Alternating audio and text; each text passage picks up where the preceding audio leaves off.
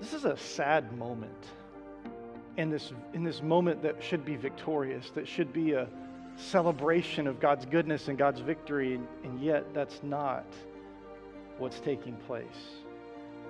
Gideon is acting on his own, and sometimes, this is point number 2, sometimes even God-appointed leaders, because Gideon was a God-appointed deliverer. He was to do what God called him to do. God-appointed leaders turn sometimes from operating in God-honoring ways.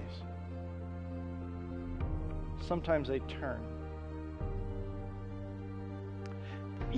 I know today's sermon is so filled with sunshine and lollipops and rainbows that I can see you guys are going to be deeply encouraged today. But you know, God's word is complete, and we need every bit of it. And we need to understand sometimes even God-called, God-appointed leaders will turn away from acting and operating in God-honoring ways.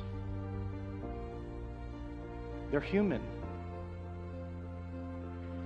Gideon is clearly the man God chose to deliver Israel from Midian, yet he mistreats his fellow countrymen as though they deserve it. And true, they probably should have helped.